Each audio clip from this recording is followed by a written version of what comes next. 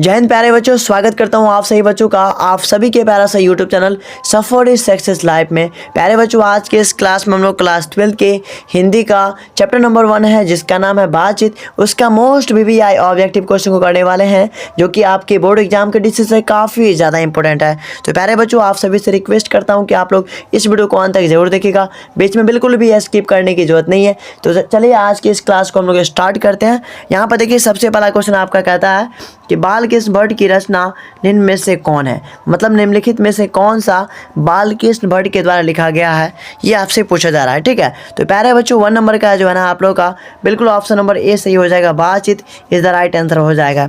उसके बाद आपका अगला सवाल यहाँ पे कहता है, क्वेश्चन नंबर आपका 2 क्या बोलता है कि बातचीत के जरिए भाव बनकर क्या बाहर निकल जाता है। प्यारे बच्चों फटाफट आप लोग कमेंट सेक्शन में आंसर बताएंगे।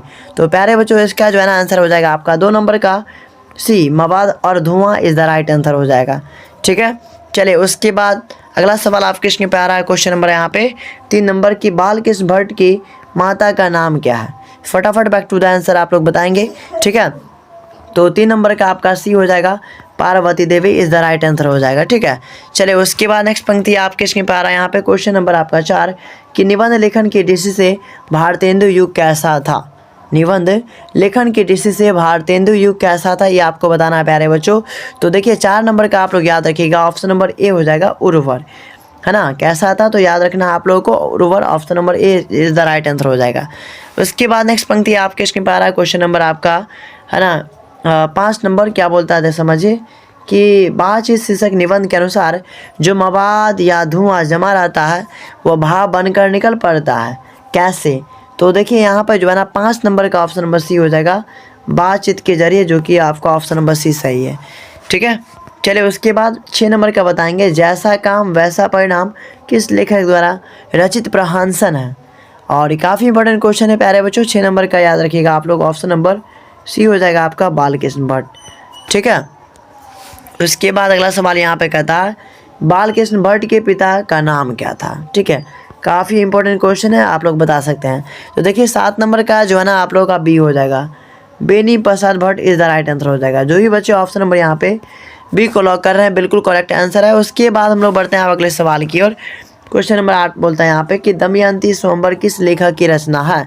दमयंती स्वयंवर जो है ना वह किस लेखक की रचना है प्यारे बच्चों, फटाफट आप लोग आंसर बता दीजिए। तो इसका जो है ना ऑप्शन हो जाएगा आपका ऑप्शन नंबर सी। ठीक है, Balkrishna Bhatt is the right answer हो जाएगा। उसके बाद हम लोग बढ़ते हैं अब अगले सवाल की ओर।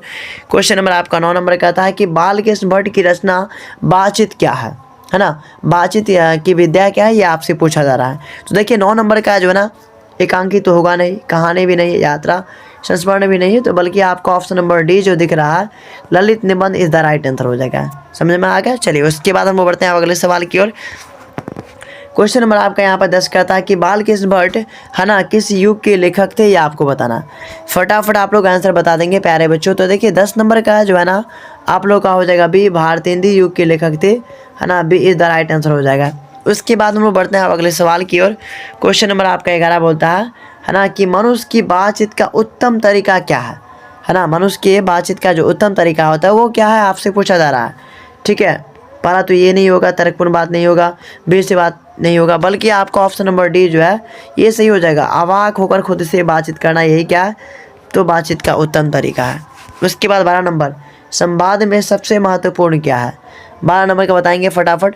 संवाद में सबसे महत्वपूर्ण है आत्मीयता। क्या महत्वपूर्ण है तो आत्मीयता, अर्थात option number C is the right answer हो जाएगा। उसके बाद 13 नंबर का बताएंगे, बालकृष्ण भट्ट का जन्म कब हुआ था, या बालकृष्ण भट्ट का जन्म हुआ था कब, ये आपसे पूछा जा रहा है। ठीक है, तो देखिए 13 नंबर का 14 नंबर का बी करेक्ट हो जाएगा, है ना, 23 जून 1844 ईस्वी को हुआ था, जो कि आपका ऑप्शन नंबर भी बिल्कुल सही है। अगला सवाल यहाँ पे कहता है कि संयोक्ता स्वयंवर रचना है किसकी। संयोक्ता स्वयंवर जो है ना रचना है किसकी, आप लोग फटाफट आंसर बता देंगे।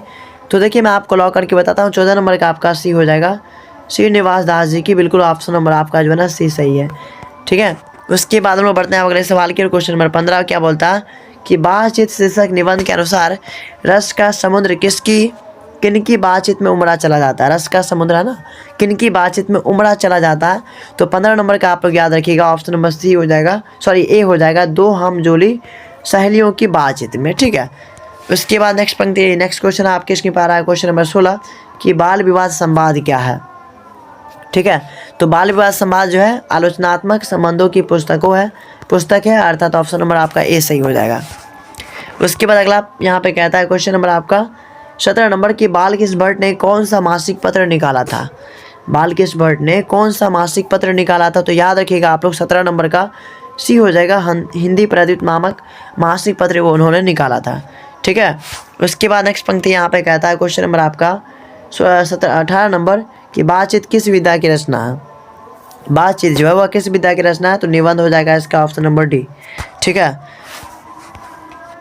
अगला सवाल यहाँ पे कहता है 19 नंबर, रॉबिन्सन क्रूसो ने 16 वर्ष के उपरांत किसके मुख से एक बात सुनी थी। रॉबिन्सन क्रूसो, तो 19 नंबर का 19 नंबर का आपका ए हो जाएगा, फ्राइडे के मुख से एक बात सुनी थी, जो कि आपका ऑप्शन नंबर ए सही है।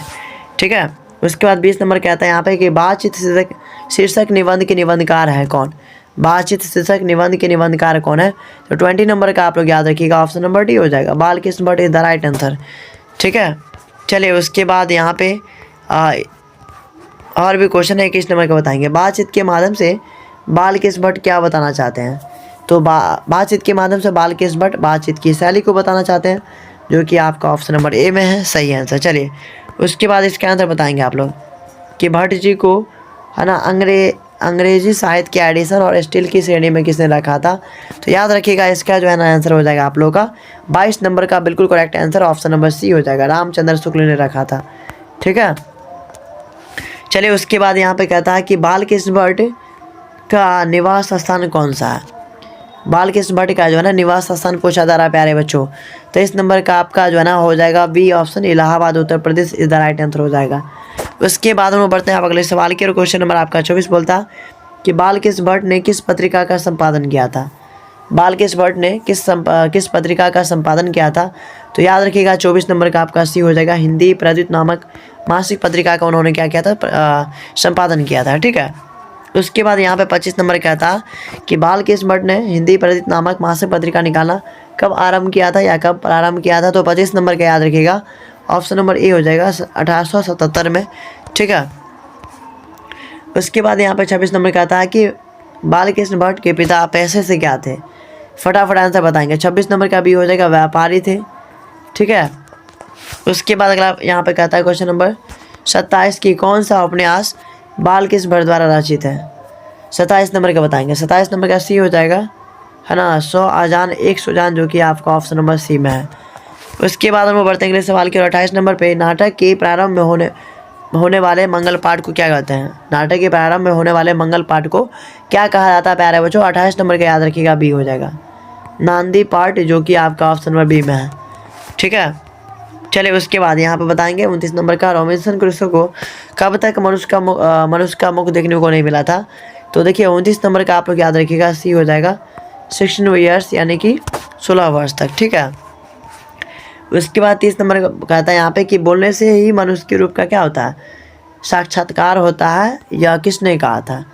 तो 30 नंबर का आपका हो जाएगा बी, यानी कि बेन जॉनसन का मत था कि बोलने से ही मनुष्य के रूप का क्या होता है, साक्षात्कार होता है, जो कि आपका ऑप्शन नंबर बी में सही है। चलिए उसके बाद 31 नंबर, असल बातचीत सिर्फ 2 व्यक्तियों में ही हो सकती है, या किसका मत था। फटाफट आप लोग आंसर बता देंगे, तो 31 नंबर का आपका हो जाएगा ए, एडिसन का मत था, किसका, तो एडिसन, ऑप्शन नंबर ए सही हो जाएगा। एडिसन के अनुसार असल बातचीत कितने लोगों के बीच हो सकती है, एडिसन के अनुसार।